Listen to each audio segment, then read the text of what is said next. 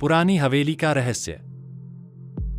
गांव के बाहरी छोर पर एक पुरानी और खंडहर जैसी हवेली थी, जिसे लोग भूतिया हवेली कहते थे। कहा जाता था कि वहां रात में किसी के रोने और चिल्लाने की आवाजें आती थीं, लेकिन कोई भी वहां जाने की हिम्मत नहीं करता था।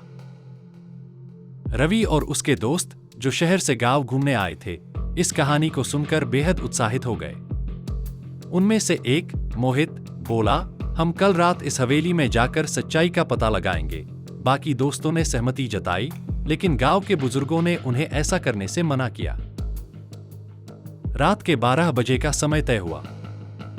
चारों दोस्त टॉर्च और मोबाइल लेकर हवेली की ओर चल दिए।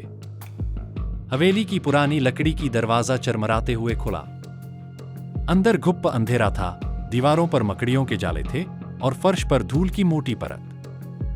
अचानक हवा का एक तेज झोंका आया, जिससे दरवाजा अपने आप बंद हो गया।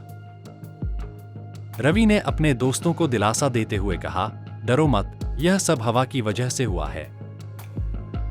वे आगे बढ़े।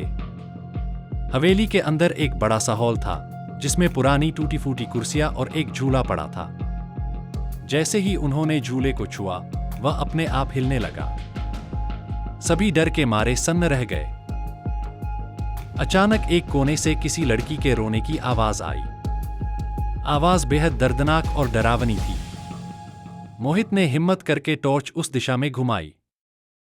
वहां एक सफेद साड़ी में लिपटी परछाई दिखी, जो धीरे धीरे उनकी ओर बढ़ रही थी। परछाई के चेहरे पर कोई आंखें नहीं थीं, केवल काले गड्ढे थे।